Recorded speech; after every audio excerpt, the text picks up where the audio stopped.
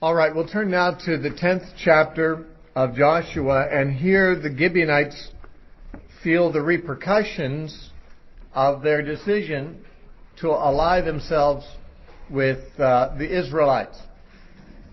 The Israelites were at war with all of the land of Canaan and all the cities of the Canaanites, but these three cities of the Gibeonites, or four cities of the Gibeonites, decided that they would not fight on the side of their own people, but would take Israel's side.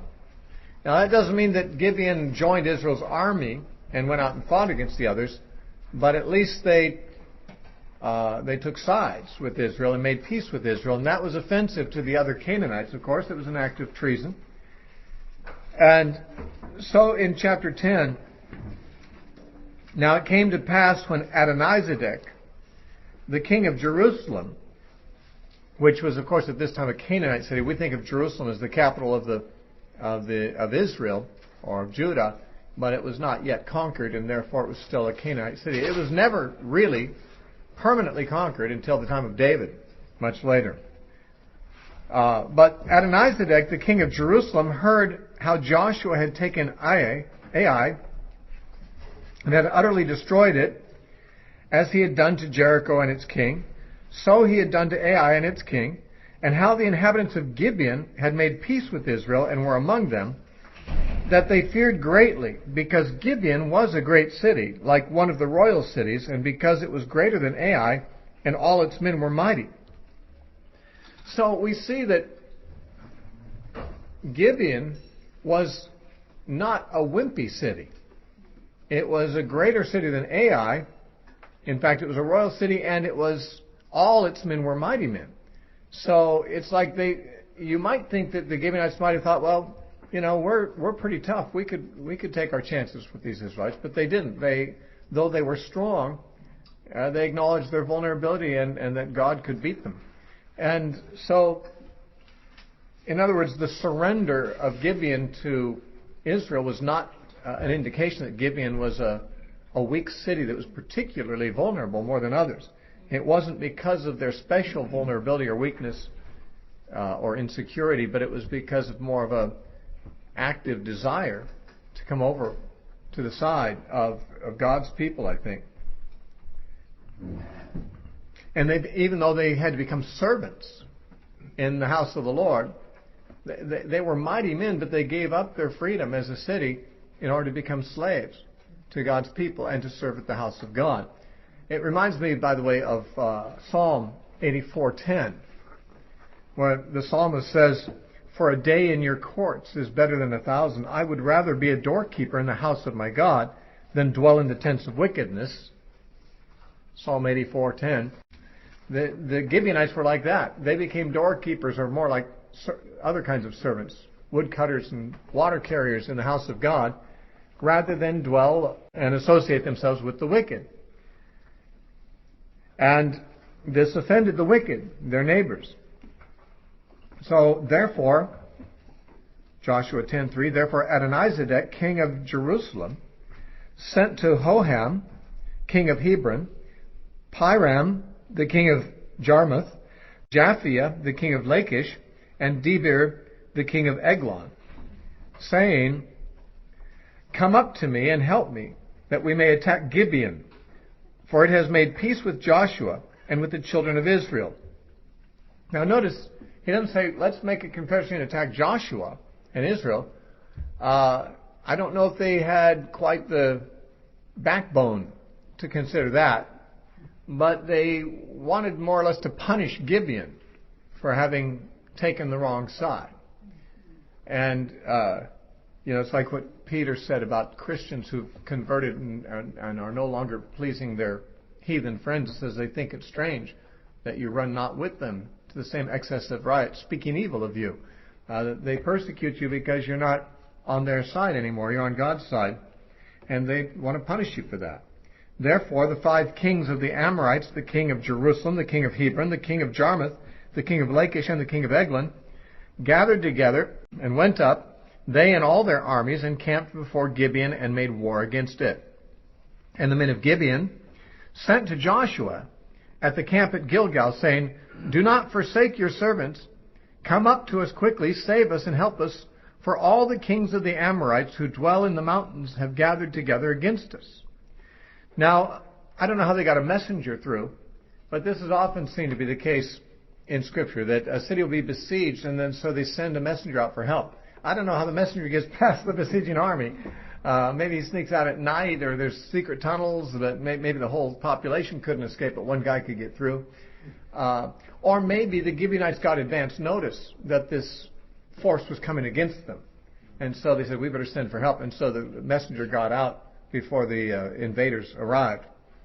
In any case, Joshua got the message, and you could easily imagine how Joshua could say, wow, God's going to solve my problem I caused for myself here, you know.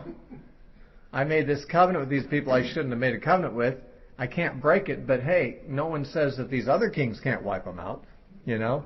If these other kings wipe them out, then we're clear.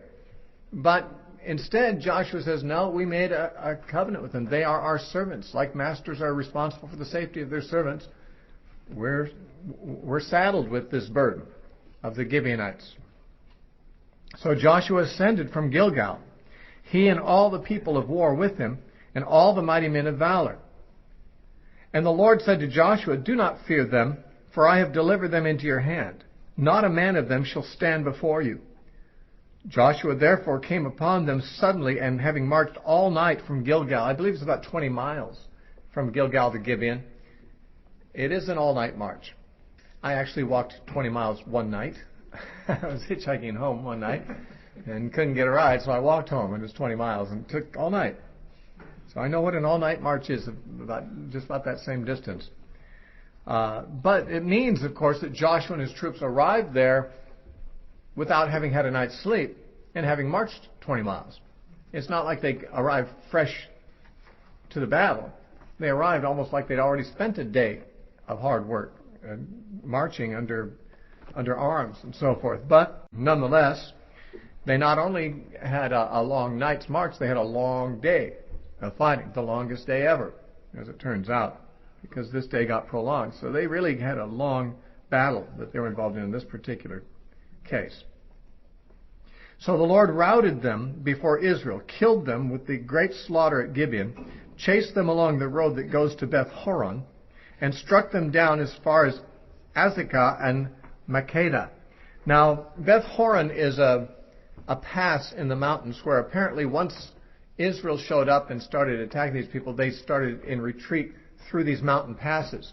If they could get through the passes, they might make it back into their cities and make it harder for Israel to defeat them. Of course, if these people got back into their walled cities and shut the gates, they'd still have to be defeated, but it'd be much harder. You know, it'd be like attacking a walled city instead of attacking a bunch of vulnerable troops out on the field. So these people were trying to escape through this pass. Now, Azekah and Makkedah are not their locations are not exactly identifiable today. We're not sure exactly what they are, although Makkedah becomes sort of a new post for Joshua from which he launches further battles in the southern region. But it says, there were more who... verse 11. And it happened as they fled before Israel and were on the descent of Beth Horon, and the descent means they'd made it up over the mountain pass and they were now on the other side almost to safety. God didn't let them get to safety. The Lord cast down large hailstones from heaven on them as far as Azekah, and they died. There were more who died from the hailstones than those whom the children of Israel killed with the sword. Now, if you've got armed guys, presumably with helmets on, stuff like that, and yet there's hailstones killing them, these are sizable hailstones. Now, the book of Revelation talks about hailstones 100 pounds. Those would squish you like a bug if they happen to hit you. 100-pound weight, it's like having a small safe fall on you from the top of a skyscraper, 100-pound would be an awful lot. These probably were not that large. They wouldn't have to be to kill people. There are, in the modern day, in some places, really huge hailstones occasionally. I've heard that in Texas there have been hailstones the size of softballs. Well, a hailstone the size of a softball, if it hits the top of a car, makes a pretty serious dent in that roof, that steel roof of a car. Hailstones that size hitting a person on the head will make a pretty serious dent in the head too, probably crack the skull. And these were killer hailstones. Now, part of the miracle here was not only the size and the deadliness of the hailstorm, but the fact that it wasn't killing the Israelites too. I mean, if you're in a battle pursuing your enemies and hailstones are falling and killing your enemies, and you're dodging every one of them, that's pretty good. Unless we're to understand that these people had put some distance between themselves and Israel, the ones who are escaping at the furthest distance from the advancing Israelites were almost going to get away, so God took them out with hailstones. But since they were on the descent of Beth Horon, it means that they were on the other side of the hills. Maybe the hailstorm was over on the far side of the hill, and the Israelites, not having gone that far yet, were not, endangered. In any case, that's just one way that God miraculously helped Israel in this case. The other is next. Verse 12, Then Joshua spoke to the Lord in the day when the Lord delivered up the Amorites before the children of Israel, and he said in the sight of Israel, Sun, stand still over Gibeon, and moon in the valley of Ajalon. So the sun stood still, and the moon stopped, till the people had revenge upon their enemies. Is it not written in the book of Jasher? So the sun stood still in the midst of heaven, and did not hasten to go down about a whole day. And there has been no day like that, before it or after it. There's never been a day like that, it says, before or after it, where the Lord heeded the voice of a man, for the Lord fought for Israel. Now, God has, of course, heeded the voice of man in some respects on many occasions. Perhaps not in this sense. But in what sense what was this that happened? The language of what Joshua spoke is here presented as poetry. And it apparently may be even a quotation from the book of Jasher, which is mentioned as carrying this information. By the way, just as an aside, the book of Jasher is mentioned twice in Scripture, here and in 2 Samuel chapter 1. In both cases, poetry is cited. That is from the book of Jasher. And both of it is in the context of certain battles of Israel. The word Jasher means upright. So apparently the book was called the Book of the Upright. And while we don't have the book of Jasher anymore, although you can buy the book of Jasher in a store, it's not the same one. Somebody apparently decided that since the Bible mentions the book of Jasher, there might be a market for it. But the book of Jasher was apparently a collection of war songs. Before we talk about this one, if you want to look at the other one we know about, it's in 2 Samuel chapter 1. And it contains a lament that David uttered when Saul's death and Jonathan's death was reported to David. He sang a song. David was a musician and songwriter, of course. He wrote a lot of the Psalms. And he composed a song which came to be called the Song of the Bow. And it says in 2 Samuel 1:18, Indeed, it is written in the book of Jasher. David wrote it, but it was included later in this collection of war songs, one of David's songs sung on this occasion. And you can see in 2 Samuel chapter 1, verses 19 through 27, the contents of this particular song that is also in the book of Jasher. Apparently a lot of the heroic battles and so forth of Israel were in this book. One of them included the report of Joshua commanding the sun to stand still. So back in Joshua 10 again, what it is said is, Joshua said in the sight of Israel, Sun, stand still over Gibeon, and moon in the valley of Ajalon. So the sun stood still, and the moon stopped till the people had revenge upon their enemies. Now, this is a rather, it does seem to be a unique case where God heeded the voice of a man, because this was not a case of an answered prayer. He didn't pray. He didn't say, God, please stop the sun. He commanded the sun, and it obeyed. And that's not very common until Jesus comes on the scene. When Jesus comes on the scene, he speaks to the weather too. And he speaks to demons, he speaks to fevers, and he speaks to dead people. and they obey him. Jesus really, although the Bible tells us he did a great deal of praying, he didn't seem to do any miracles by praying. He did miracles by commanding dead people to get up and waves to stop and wind to cease and demons to come out. I mean, these are not the same thing as praying. This is not addressing God. This is addressing something else. And we don't find other instances that I can recall anywhere in the Old Testament.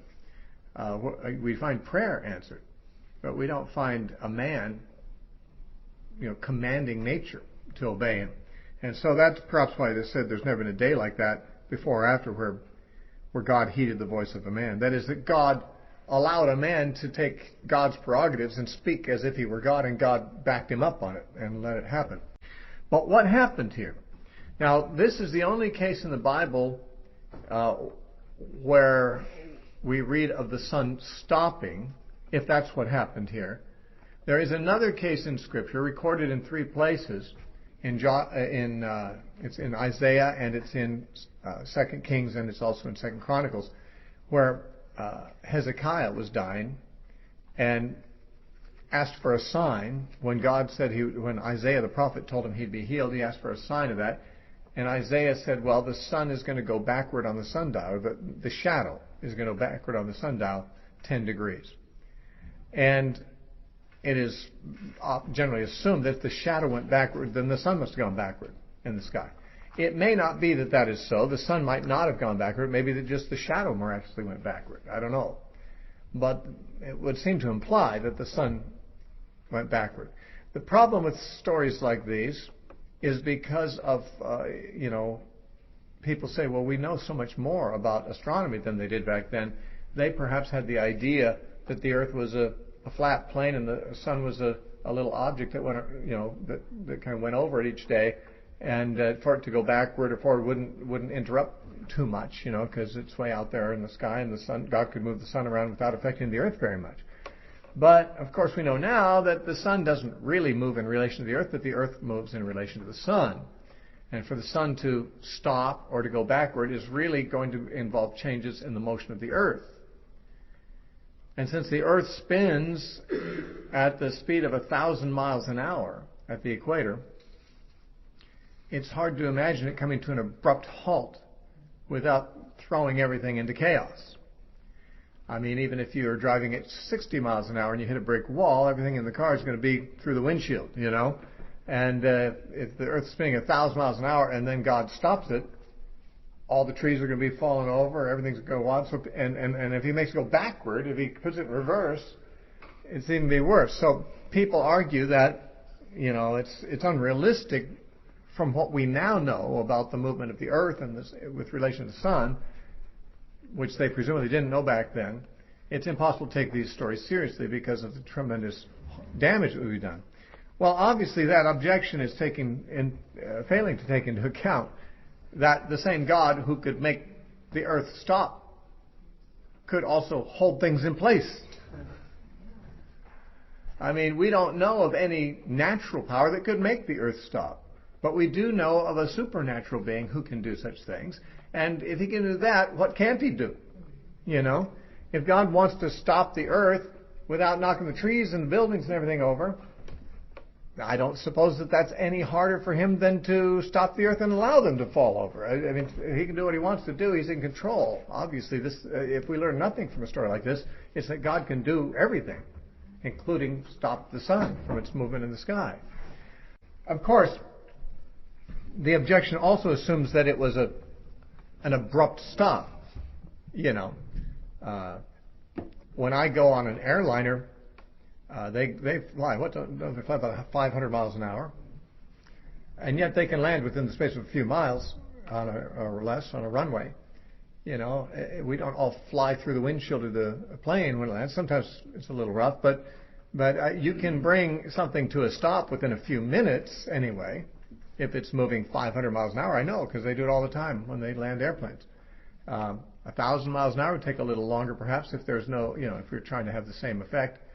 In other words, if God doesn't have to just, put on the brakes and it stops right there, he could just slow it down gradually until it just isn't moving anymore. If he wanted to, it wouldn't knock everything over. But the point is God can do whatever he wants to do. If he can't, then the story's a fake story.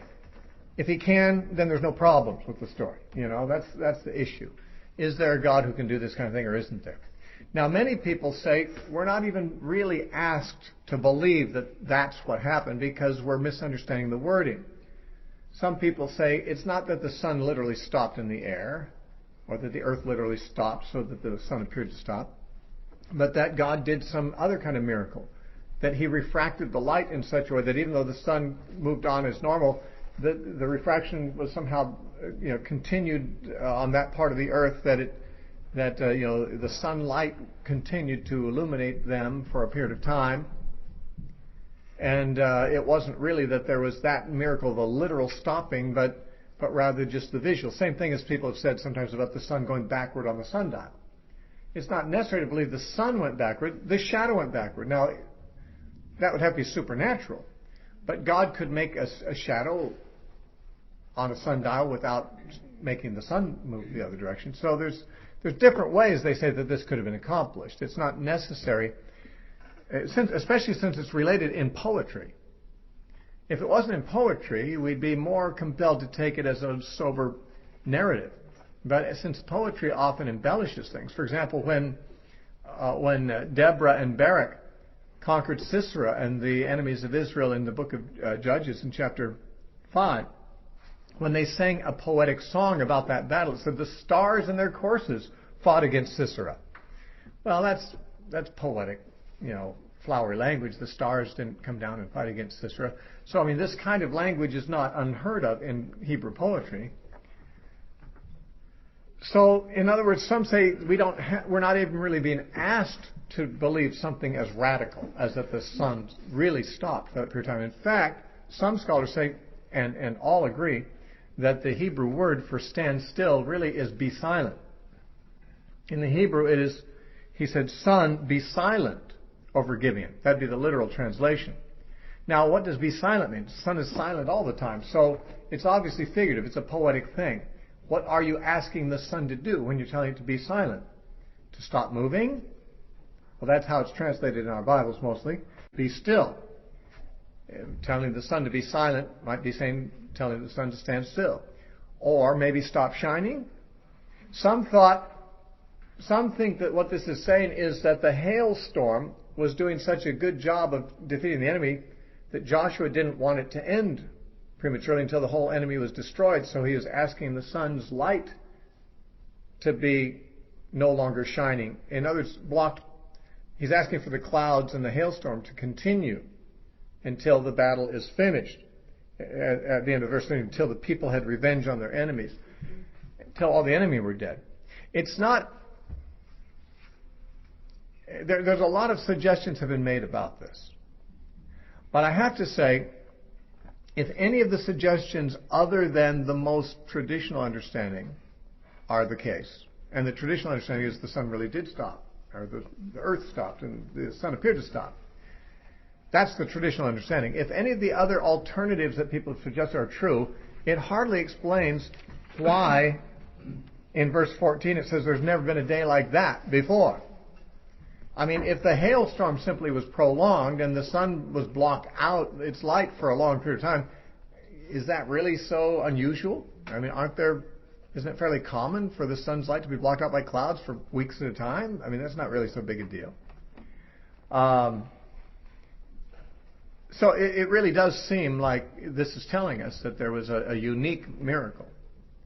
Now, in case you've heard the reports, I want to clarify, there is not confirmation about this from NASA.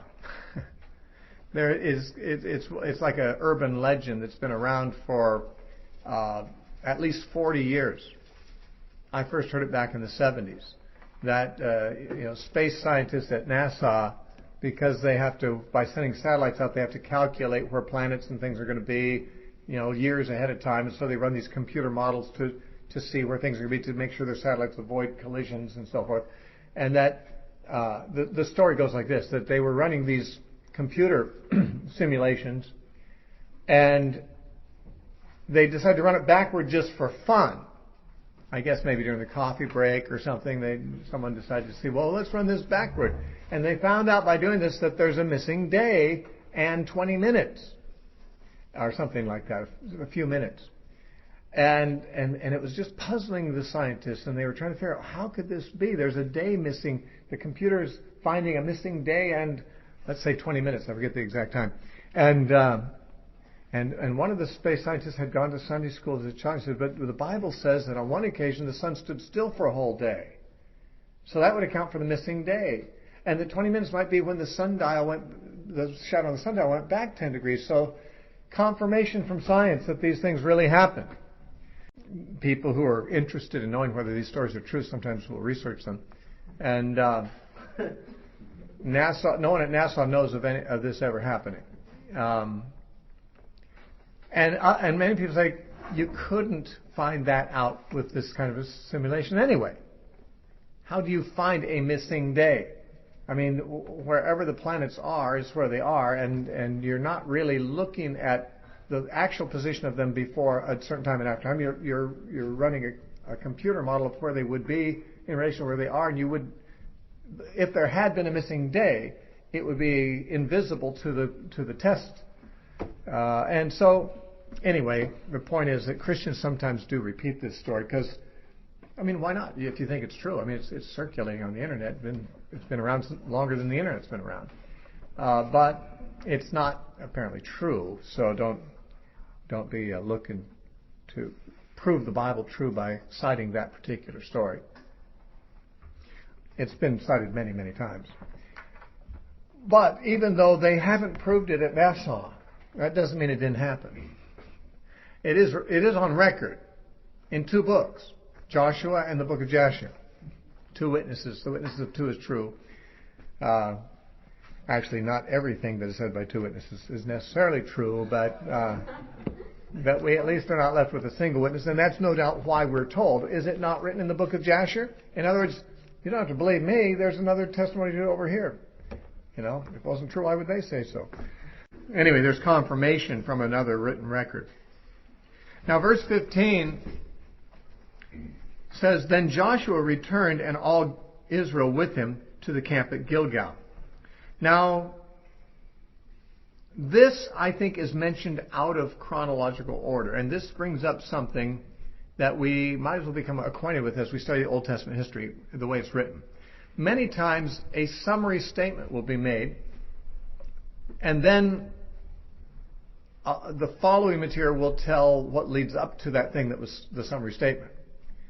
For example, in Genesis it'll say, Joseph had a dream, and he told it to his brothers, and they hated him all the more. And then it'll say, and Joseph said to his brothers, I had a dream, and then it goes and tells the story. But it first gave the summary statement. What you're about to read is that Joseph had a dream, and when he told his brothers, they hated him. Okay, now let me give you the details. Give you the headlines, and story after this commercial. And so that's often how the history is told in the Old Testament. You have a statement about something that happened ultimately, and then it goes back and tells the story, the backstory that leads up to that thing. His actual going to Gilgal was at the end of the warfare, but the rest of the chapter shows he continued to pursue the warfare at this point. In verse 43, Joshua returned and all Israel with him to the camp at Gilgal. He was not at Gilgal at this point. They had marched 20 miles to get to where they were now. They didn't go 20 miles back and then go back again to Makkedah and do the things we're about to read. So the reference in verse 15 to him returning to Gilgal is essentially anticipating verse 43, but now it's going to tell us things that transpired en route to Gilgal or before he got there, before he actually returned. Because it's out of chronological order. Actually, there's a lot of chronological issues in some of these chapters of Joshua and even in the early chapters of Judges. It seems like they tell things out of order, and then they tell something else, and they go back and tell that earlier thing again, and it can be a little confusing at times. What's that? Movies do that too. It's true. Movies do that all the time. In fact, some of my very favorite movies, the opening scene is somebody doing something, and then you don't know how they got there or why they're doing that, and then it flashes back to early stages that leads up to what you saw at the beginning. It's a legitimate means of storytelling, you know. So he didn't really go back to Gilgal at this point, but now that the battle was essentially won against these people on Beth Horon, he could now make it his aim to get back to Gilgal, but there are some things to take care of en route. Verse 16. But these 5 kings had fled and hidden themselves in a cave at Makkedah. So while their armies were fleeing over Beth Horon, the 5 kings decided to take refuge together in a cave where they hoped they would not be found, obviously. But they were being watched, apparently, and someone saw where they went. And it was told to Joshua, saying, the 5 kings have been found hidden in the cave at Makkedah. So Joshua said, roll large stones against the mouth of the cave and set men to guard them. And do not stay there yourselves, but pursue your enemies and attack their rear ranks. Do not allow them to enter their cities, for the Lord your God has delivered you into your hands. So don't get distracted, disposing of these kings at the moment, because we need to catch their troops before they get back to their walled cities and get where they can be somewhat protected. Continue to pursue the enemy, but just seal up the kings in the cave for a later time. Set a guard or 2 there to watch over them, and then we'll take care of them when the battle's actually over. And all the people returned to the camp. Verse 20, I guess. Then it happened, while Joshua and the children of Israel made an end of slaying them with a very great slaughter till they had finished, that those who escaped entered the fortified cities. So a few of them did get there after all. Apparently stragglers. These fortified cities didn't have probably very large population by the time a few got there, because there was a very great slaughter of those who were on their way there and didn't get there successfully. And all the people returned to the camp to Joshua at Makkedah. So this Makkedah, where the kings were in a cave, became the next encampment for Israel and the launching point for further warfare later on. They returned in peace. No man moved his tongue against any of the children of Israel. That's all their enemies, even anyone who would speak against them, was pretty much no longer there. They'd taken care of anyone that would oppose them, even to the point of verbally opposing them, which is just a hyperbole of saying they had no opposition whatsoever left in that battle. Then Joshua said, open the mouth of the cave and bring out those 5 kings to me from the cave. And they did so and brought out those 5 kings to him from the cave. The king of Jerusalem, the king of Hebron, the king of Jarmuth, the king of Lachish, and the king of Eglon. So it was, when they brought out those kings to Joshua, that Joshua called all the men of Israel and said to the captains of the men of war who went with him, come near, put your feet on the necks of these kings. And they drew near and put their feet on their necks. Then Joshua said to them, do not be afraid, nor be dismayed. Be strong and of good courage, for thus the Lord will do to all your enemies against whom you fight. And afterward Joshua struck them and killed them, and hanged them on 5 trees, and they were hanging on the trees until evening. So it was, at the time of the going down of the sun, that Joshua commanded, and they took them down from the trees, cast them into the cave where they had been hidden, and laid large stones against the cave's mouth, which remain until this very day. This sounds pretty barbaric to us, obviously. Take these guys here, they can't defend themselves. These 5 guys, no doubt unarmed, or if they were armed, they would be disarmed shortly. And then, put their heads and necks on the ground, put your feet on them, and they say, now I'm going to make an example of these guys. And they're sitting there listening, and then they hear each of their buddies get, the sword goes into them. It's gruesome. It's awful. But we have to remember that there are people who deserve this kind of treatment and worse. In fact, in all likelihood, they had done similar things to other people themselves. There's a reference in one of the stories in the Old Testament of a king who got his thumbs cut off when he was captured. And he said, well, I've done the same thing to other guys. I've cut off other people's thumbs, And so we just see these guys in their vulnerable final moments and think, well, I feel kind of sorry for these guys. They're just, what chance do they have there? against all these Israelites there. It's just these 5 guys against these hundreds of thousands of enemies. It must have been terrifying for them. What an awful way to go.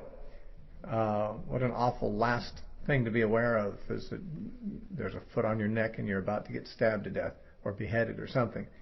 But as sympathetic as we might be to our fellow humans, these people were wicked people. They had done worse things to their babies, to say nothing about their military enemies. And we don't know to what degree these people had a lot of blood on their hands. On that day, Joshua took Makkedah and struck it and its king with the edge of the sword. He utterly destroyed them, all the people who were in it. He let none remain. He also did to the king of Makkedah as he had done to the king of Jericho. Then Joshua passed from Makkedah, I keep pronouncing that differently because I don't know the right pronunciation, and all Israel with him to Libnah, and they fought against Libnah. And the Lord also delivered it and its king into the hand of Israel.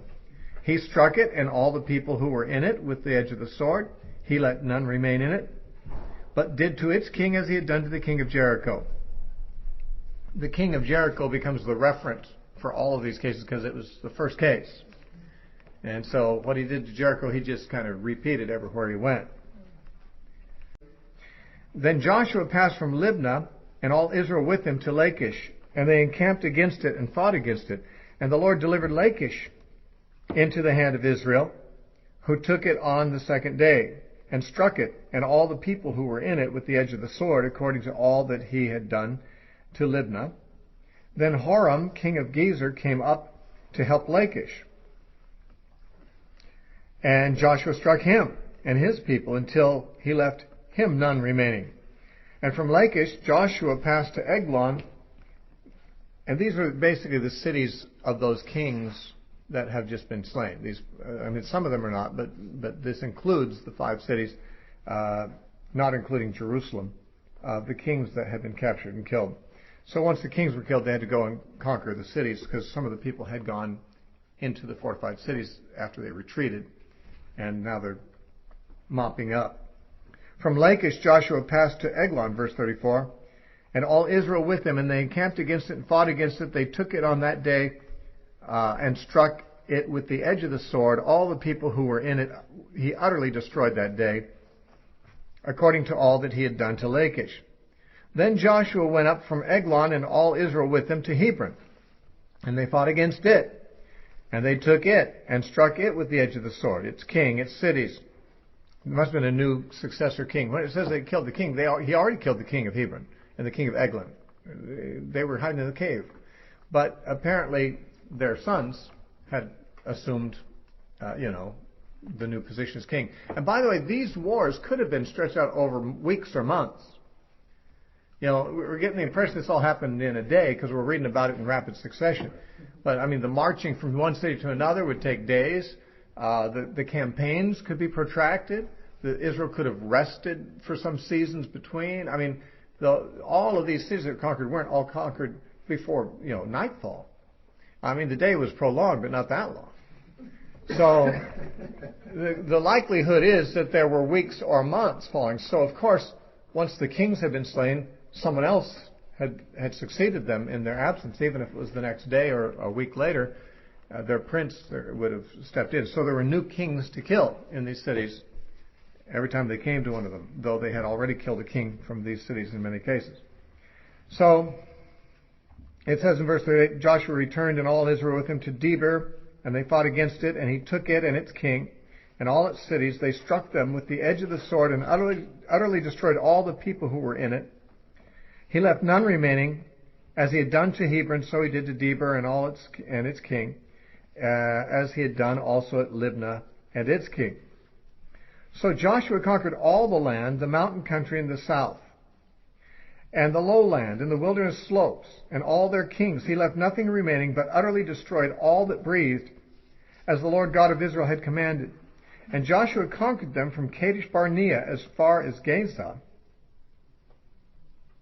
and all the country of Goshen, even as far as Gibeon. Now these names, Kadesh Barnea, some of these, Goshen, There are similar names of places, like Goshen obviously was the region in Egypt that Israel migrated to in the days of Jacob. And Kadesh Barnea was the name of the place where the spies first left in the days of Moses to spy out the land and returned there. I don't know if this is the same Kadesh Barnea. It might be, but it certainly isn't the same Goshen. A lot of times more than one place had similar names. The word Dan belonged to more than one place. The name Jericho, there were more than one Jericho. There's more than one Bethel. Or Bethany. And so there's this Goshen here should not be mistaken for the Goshen down in the land of Egypt. They didn't go down there and fight on this occasion. Kadesh Barnea might be included, but that would be at the edge of the land anyway, because that was the place from which Moses had sent the spies, if it's the same Kadesh Barnea. All these kings and their land Joshua took at one time, because the Lord God of Israel fought for Israel. Then Joshua returned, and all Israel with him, to the camp at Gilgal. So, this was the conquest of the southern region of the land. When they first came in the land, it was sort of in the central region. Jericho was sort of central between north and west areas of the land of Israel. And Ai also. So when they first came in the land, they penetrated into the middle of the land. And there may have been some strategy in God's mind, or Joshua's, for doing it this way, because it divided the southern Canaanites from the northern Canaanites and prevented them from being able easily to work together against Joshua. It divided the inhabitants of the land by Israel coming through the middle and occupying that area. Still, of course, it would have been possible for the northern and southern kings all to come at the same time and Israel to have to fight on two fronts. But it would be harder for them to conspire together with each other and to organize a campaign because Israel was in the middle part of the country. But now that they've taken the middle, they've taken the south. Now, I don't know if they intended to. They took these southern regions because the southern regions attacked Gibeon. Gibeon was to the south, and the other neighboring Canaanites wanted to punish Gibeon, and that got Joshua involved.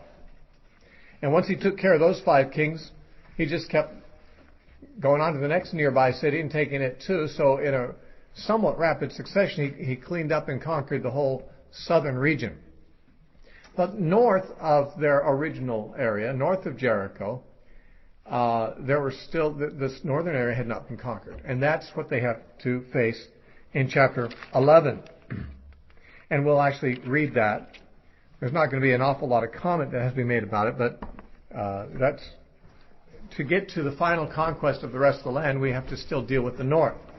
This chapter 10 shows how they conquered the south, and now chapter 11 will be how they conquered the north. And it came to pass when Jabin, the king of Hazor, heard these things, that he sent to Jobab, the king of Madon, and the king of Shimron, or to the king of Shimron, the king of Asaph, and the kings who were from the north, in the mountains in the plain south of Chinnereth, in the lowland, and in the heights of Dor on the west, to the Canaanites in the east and in the west, the Amorite, the Hittite, the Perizzite, the Jebusite in the mountains. So not all the Jebusites were in Jerusalem. Jerusalem was a Jebusite city, but apparently there were Jebusites in the northern region as well, in the mountains. And the Hivite below Hermon in the land of Mizpah. So they went out, they and all their armies with them, as many people as the sand that is on the seashore in multitude, with very many horses and chariots. And when all these kings had met together, they came and camped together at the waters of Merom to fight against Israel. So Joshua is making a name for himself, and a rather odious one at that in Canaan, because he is conquering everywhere he goes.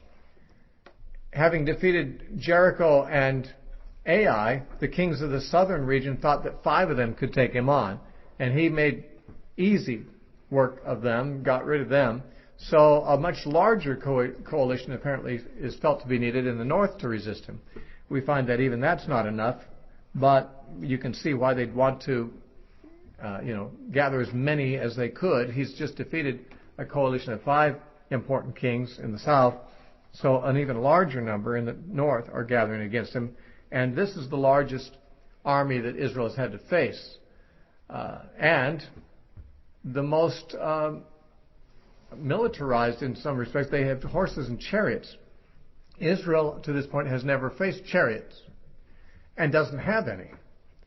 So chariots were quite a war vehicle of giving advantage to those who had them. In some regions, places had chariots of iron, and we find that Israel sometimes was not able to defeat certain cities because they had chariots of iron.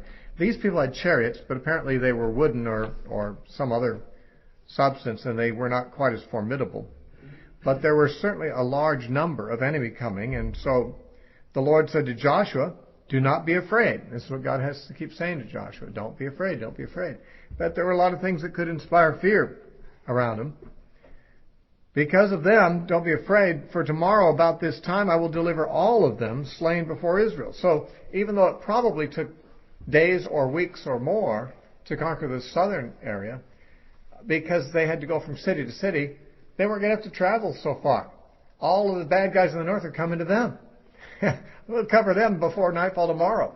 In one day, he's going to conquer all the northern territory without going there. They're coming to him. He says, I will deliver all of them slain before Israel tomorrow. You shall hamstring their horses and burn the chariots with fire. Now, hamstringing horses, it just seems so cruel. Cruelty to animals. People object to that. People like horses. They're nice animals. So why these poor horses have to be hamstrung? Well, horses were not pets in those days, nor were they even common conveyances for getting from place to place. They were war machinery. When people wanted to get from place to place, they didn't ride horses. They would ride a donkey if they had one, or a mule. But a horse was specifically bred for battle.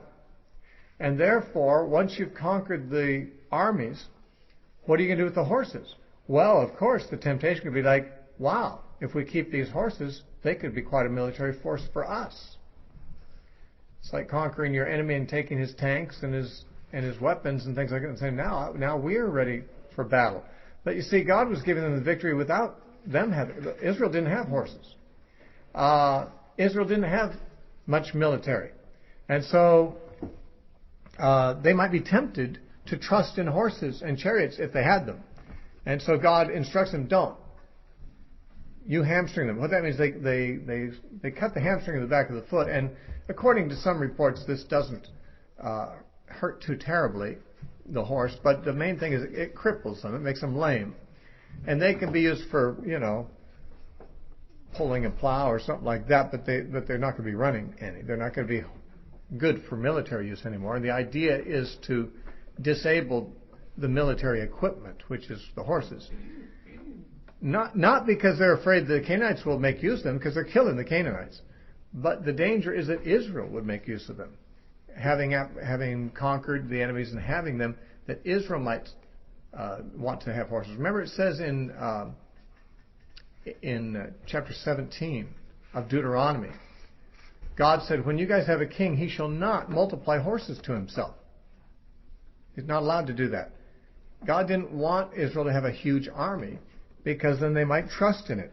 It says in Psalm 20 and verse 7, some trust in chariots and some in horses, but we will remember the name of the Lord our God. That was David's conviction. David was a man of war, but he didn't want to ever come to a place where he trusted in his horses and his chariots. He wanted to trust in the Lord. And so to hamstring the horses would make it impossible for Israel to be tempted to trust in horses in the future for their security. They'd have to trust in God. And they had to burn the chariots rather than keep them for their military. Seems like it'd be nice to keep those things.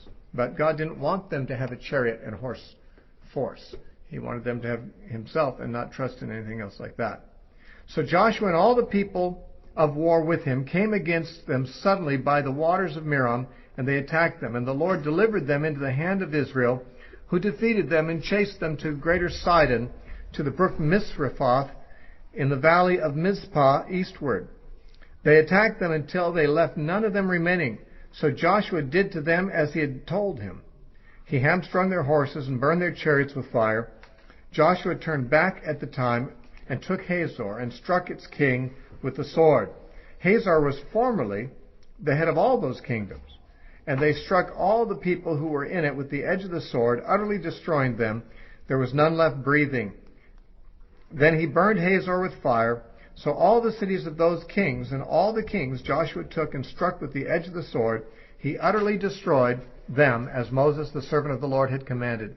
But as for the cities that stood on the mounds, this would be the tells. A tell, archaeologists in the Middle East often talk about tells. In fact, there's sites are named tell this and tell that.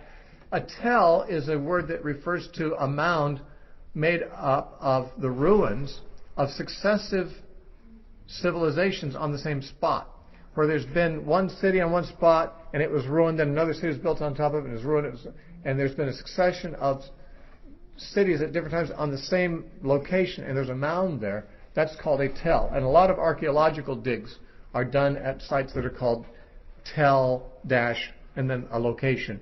That's what the word tell refers to. And that's what's actually meant here. The cities that stood on tells, Israel burned none of them except Hazor only, which Joshua burned. And all the spoil of these cities and the livestock the children of Israel took as booty for themselves, but they struck every man with the edge of the sword until they had destroyed them, and they left none breathing. As the Lord had commanded Moses his servant, so Moses commanded Joshua. So Joshua did. He left nothing undone of all that the Lord had commanded Moses. And then for the rest of this chapter, we simply have a summary of all the conquests, because they've all been completed now. So Joshua took all this land, the mountain country, all the south, all the land of Goshen, the lowland and the Jordan, the plain, the mountains of Israel and the lowlands, from Mount Halak to the ascent to Seir, etc., etc. We don't need to read all these places necessarily. This is summarizing what we've already read. And it says in verse 21, at that time Joshua came and cut off the Anakim, that's the giants, from the mountain. These are the ones that had been so intimidating to the Israelites when the spies had brought back the report 40 years earlier. He went and cut off the Anakim from the mountains, from Hebron, from Debir, from Anab. And it says, the Anakim, verse 22, none of them were left in the land except in certain Philistine cities, in Gaza and Gath and Ashdod. Gath is the city that Goliath later came from, one of the giants. But the giants were eradicated from Israel except for in a few Philistine cities which were not conquered. Israel did not conquer the Philistines, only the Canaanites. And these were coastal, along the coastal plain of the Mediterranean. Then Joshua took the whole land according to all that the Lord had said to Moses, and Joshua gave it as an inheritance to Israel according to their divisions by their tribes. Then the land rested from war. So we come to the end of the conquest, probably about 7 years it took for the conquest. There's evidence of that later on, of the time frame. But there were still cities that were not conquered, as is made very plain. Even at the end of Joshua's life, much later, God said there are still many enemies that have not been conquered here. So why does it say that he conquered the whole land? Obviously what it's saying is he secured the land and subdued all opposition. They were able now to divide the land up among the tribes, and the tribes basically owned it. There were cities there that still were not friendly toward them, but weren't going to dare to do anything to them. There were still enemies to conquer. Just as when you become a Christian, there's, you